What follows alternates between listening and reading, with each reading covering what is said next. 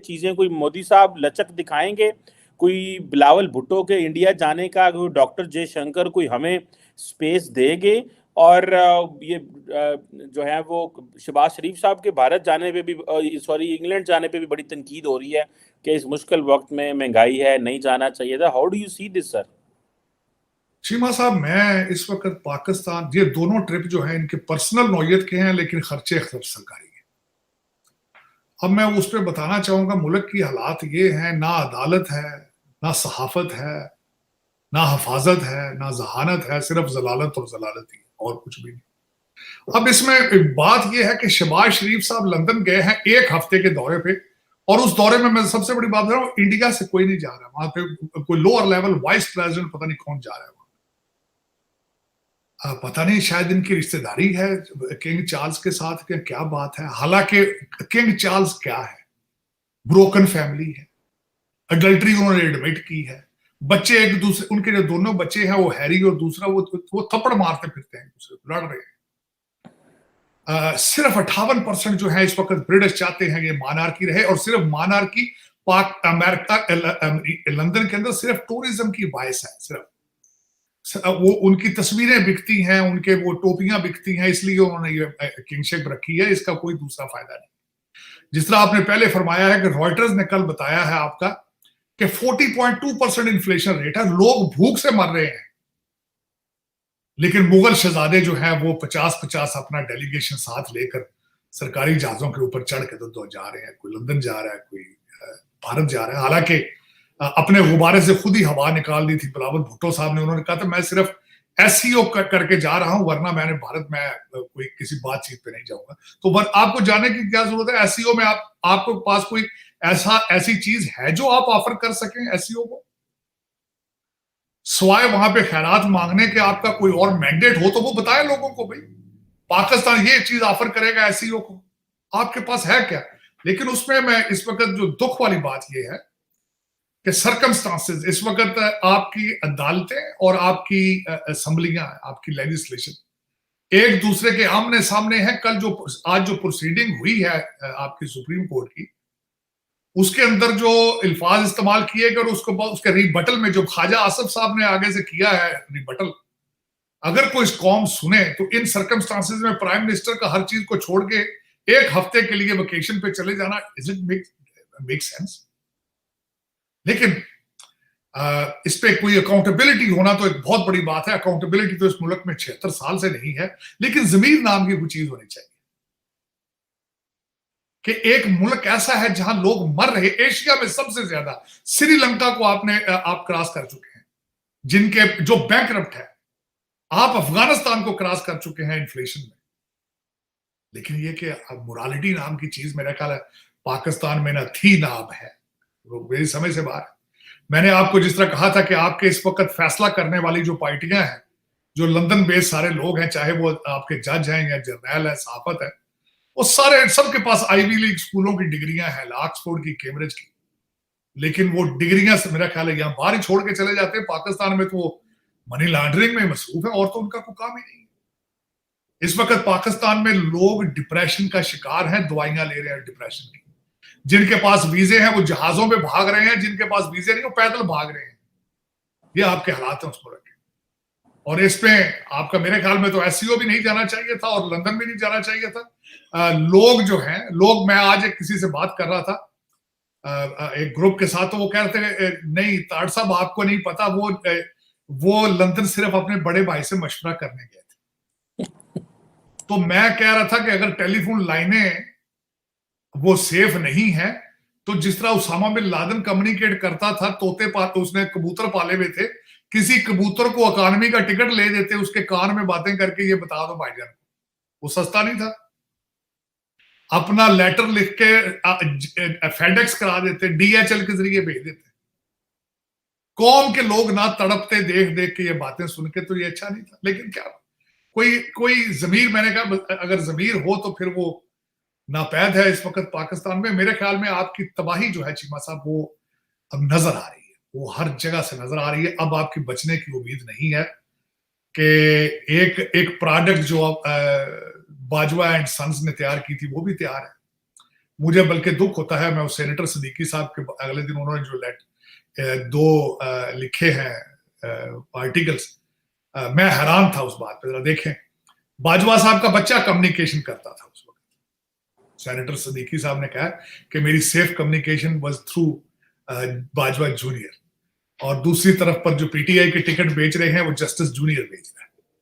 मेरा मकसद है कि किस तरीके से औलादें आगे तैयार कर रहे हैं कि करप्शन की तैयारियां करते हैं, गुड़ती हैं करप्शन की और सारी सियासतों की। और मेरा मकसद है इन सर्कमस्टांसेस पे अगर आप बताएं आपको कहीं से रिलीफ नजर आती है, मुझे तो अंधेरे के अलावा चीमा सब कुछ नजर नहीं आता। तार साहब, ये अभी जो बात चल पड़ी है कि पाकिस्तान के डिफेंस मिनिस्टर ख्वाजा आसफ ने ये कहा है कि हमें जजों से हिसाब लेना है, और आज उन्होंने कहा है कि साबिक वजीर आजम शाहिद खान अब्बासी ने तो ये कह दिया कि हमें जो है वो चीफ जस्टिस को और इनको बुलाना चाहिए, पार्लियामेंट के अंदर बुलाना चाहिए, और पूरी पार्लियामेंट को एक कमेटी बना दें और उसमें बुलाया जाए इनको और जजेस को, और उनसे पूछा। और उन्होंने कहा है कि ये जुडिशरी जो है ये सुप्रीम कोर्ट हमसे मांगती है, रिकॉर्ड मांगती है, हम क्यों रिकॉर्ड दें इनको। और बल्कि उन्होंने कहा है कि हम पब्लिक अकाउंट्स कमेटी जो है वो बुलाएगी चीफ जस्टिस को, रजिस्ट्रार को, और कहेगी कि जो है वो आप ऑडिट क्यों नहीं करा रहे 2011 ऑनवर्ड। आपको लगता है ये क्लैश ऑफ जो इंस्टीट्यूशंस तो हमारे सामने है, ये आइंदा आने वाले दिनों में जो पार्लियामेंट और जुडिशरी की जो लड़ाई है, जो कि इस वक्त बिल्कुल अयां है, हर बंदे को पता है, ये सुनने में तो कि ये भी आ रहा है कि चीफ जस्टिस को फारिग भी कर सकते हैं किसी एग्जेक्टिव ऑर्डर के जरिए। आपको क्या लगता है, जिस तरह की कमजोर डेमोक्रेसी, उसके बाद वीक इकोनॉमी, पॉलिटिकल पोलराइजेशन, बड़ी सियासी जमात जो है इमरान खान की वो सड़कों पे है, तो ये महाजर आई, how do you see this sir? Cheema साहब, आज सुबह उठ के जो मैंने चीजें देखी हैं उसमें हमारे मोहसिन राजा साहब ने कहा है, उन्होंने कहा कि तौहीन अदालत सिर्फ तभी होती है अगर पीटीआई के खिलाफ बात की जाए। और क्या तौहीन अदालत सिर्फ नवाज नून लीग के खिलाफ ही बनाई गई थी? आज उन्होंने ये सवाल किया। प्राइम मिनिस्टर साहब ने अगले दिन हाउस के अंदर कहा था कि 8 मिनट में 8 जमानतें होती रही हैं। उसके बाद ख्वाजा आसिफ साहब ने अपनी एलिगेशंस लगाई हैं। उन्होंने कहा कि आप वजीर आजमों के सर हम नहीं देंगे, आप सर मांगते हैं वजीर आजमों के। फिर उसके बाद कायमा कमेटी ने कहा है हम रजिस्ट्रार के खिलाफ वारंट इशू करेंगे अगर उन्होंने ना हमारी बात सुनी।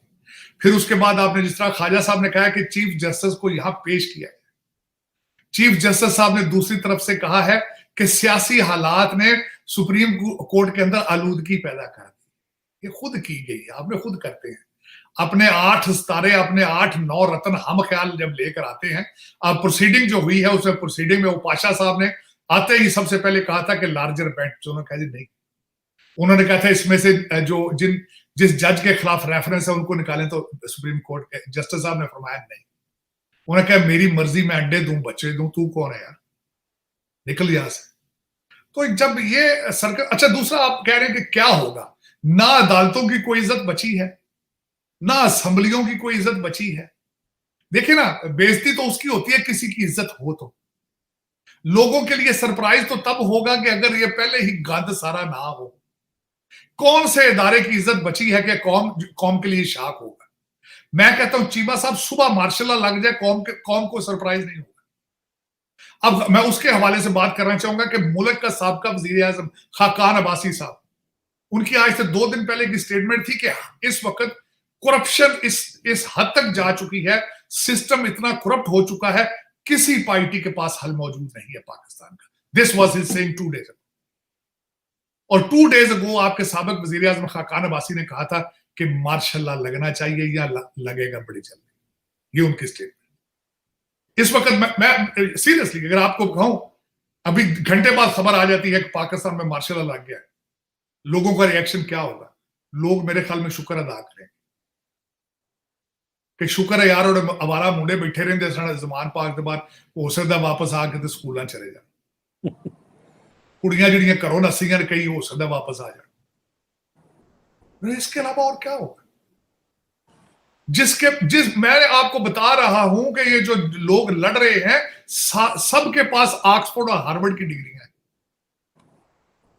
ये जितना गंद डालने वाले हैं सारे हार्वर्ड और ऑक्सफोर्ड कैम्ब्रिज ग्रेजुएट हैं और आंखों से अंधे हो चुके हैं, आंखों से अंधे। तो फिर इसके बाद अब क्या हल होगा? हल यही है। मैंने अगले दिन, लोग बड़ा माइंड कर जाते हैं, मैंने अगले दिन ट्वीट किया था कि under given circumstances the martial law is the tough and sincere martial law is needed. कहते नहीं तो जी, नहीं नहीं जी, नहीं। ओए कैसी बातें करते हो यार? लीडर तुम्हारे जिनको कहते हो, तुम्हारे सारे जो लीडर है सारे मार्शल लॉ की पैदावार है, सारे एजेंसियों की पैदावार है। आज भी पाकिस्तान एजेंसियां चला रही हैं। है तो नहीं जी, नहीं नहीं जी, नहीं। इलेक्शन इलेक्शन क्या? इलेक्शन जो 2018 में था, ये मैं क्वेश्चन पूछना चाहता हूँ, ये बच्चे जो इस वक्त गुमराह हो चुके हैं, आंखों से अंधे, मैं पूछना चाहता हूँ 2018 का इलेक्शन फेयर था? ऐसी बातें करते हो यार? हमें आंखों में लेकिन पट्टी बांध कर गाने सुनते फिरते हो, अबरारुल हक और उतावला न्याजी के, पता नहीं किस दुनिया में रहते हो, फिक्शन में लेकिन तार रहते हो। साहब, मार्शल लॉ, अगर अगर हम मार्शल लॉ की बात करेंगे तो डोंट यू थिंक कि ये तो मतलब फिर तो कुछ भी नहीं है, ये तो एक बिल्कुल चीमा साहब, हारी हुई इसके ऊपर भी मार्शल लॉ ही है 2018 से जिस दिन ये बंदा अमीरुल मोमिनीन कंटेनर पे चढ़ा था इस्लामाबाद, वॉशिंगटन डीसी ने उसी दिन कह दिया था साफ पू हो चुका है पाकिस्तान में। उसी दिन यहाँ पे कहा गया था कि democracy is done, is rapid. ये डील के जरिए आया बंदा, कंटेनर पे चढ़ा है। किसको चढ़ाए कंटेनर पे? किसी और ने था। इसको एजेंसियों ने कंटेनर पे चढ़ाया। उस दिन खत्म हो गई थी जमहूरियत। कौन सी जमहूरियत थी? अब मुझे एक छोटी सी बात बताएं, आज मौसम राजा ने, मैं उतना नहीं ज्यादा उनके बारे में जानता, उसने बड़ी खूबसूरत बात कही है। उसने कहा कि चीफ जस्टिस ने कहा था मेरा पैगाम ही नहीं पहुंचा इमरान खान तक, इस पे हद के इज्जत ही नहीं हुई क्योंकि इसको पैगाम ही नहीं पहुंचा। जरा सोचें जरा बात। और दूसरी तरफ एक बंदे को बुला के पनामा से आपने कामा निकाल लिया था। ये कौन सा इंसाफ है? हद की इज्जत सिर्फ बनी है नून लीग के लिए बनी, ये लोहे के बने, इनके ऊपर हद के इज्जत ही नहीं जाती। चीमा साहब, इस वक्त सिस्टम खत्म हो चुके हैं आपके मुल्क के अंदर। आप जिसको अदालत कहते हैं वो अदालत नहीं है। अब बेंच बनाया जाता है तो लोग फौरन प्रेडिक्ट कर देते हैं फैसला ये होगा। ये किस किस्म की अदालत है? अदालत है ये सब धोखा, एक फ्रॉड है। अच्छा, मैं मार्शल लॉ की बात कर रहा हूं, आप कहते हैं मार्शल लॉ नहीं होगा। जब एक कौम आप सिर्फ सवाए जूतों और डंडों के काबिल रह चुकी, ये कौम सेल्फ गवर्निंग है? आप मुझे ये बताएं, ये कौम है कि इलेक्शन कराए जाए यहां पे इनको पता हो इलेक्शन, फेयर इलेक्शन क्या चीज होती? क्योंकि फेयर इलेक्शन हुई कभी नहीं आज तक यहाँ पे। जहां पे 1 करोड़ 20 लाख के टिकट बिक रहे हो, आप कहते हैं वहां इलेक्शन होने। जहां पे अभी तक साकिब निसार साहब आपके शॉर्ट्स कॉल कर रहे हो, जहां अभी तक बाजवा साहब अंदर ऑपरेट कर रहे हो, हमारे बहावलपुर वाले अभी अपना असर रसूख इस्तेमाल, वो कौन सेल्फ गवर्निंग कर सकती है? वो ये थप्पड़ों से, जूतों डंडों से चलने वाली कौम। इसके अलावा मेरा मार्शल लॉ का मकसद ये था, मैं ये, मेरा इशारा कोई ये नहीं है कि आर्मी आई है, लेकिन ये थप्पड़ों के बगैर नहीं चल सकते आप ये, क्योंकि देखे ना, एक वन साइडेड स्टोरी चल रही सारी, वन साइडेड। एक 2018 में जिस तरीके से जिताया गया है, वो सही कहते हैं नून लीग वाले इस वक्त के, there is no level playing field. Level playing field कहां से आएगा जब इसके ऊपर अदालतें काम ही नहीं कर, वो जुडिशियल कॉम्प्लेक्सेस पे हमले करता है, लेकिन तौहीने उस पे अदालत नहीं लगती उसमें। जब जजों के जज की सास फैसले दे रही हो तो फिर वो क्या यार बातें, उस पर मार्शल लॉ नहीं लगना चाहिए तो क्या लगना चाहिए? आप बता दें, कोई चौथा सिस्टम है, कम्युनिज्म, सोशलिज्म, बता दें आप क्या लगना चाहिए पाकिस्तान में, जहां पे अदालतें फेल हो रही हो, असेंबलियां फेल हो चुकी हो, पुलिस फेल हो चुकी हो, वहां क्या लगना चाहिए? जगारी लगना चाहिए। जगारी लग चुके आप। जब पूरा सिस्टम ही कैंसर ज़दा है तो आप कहते हैं कीमोथेरेपी भी ना करें आप उसकी। कीमोथेरेपी बड़ी मुश्किल चीज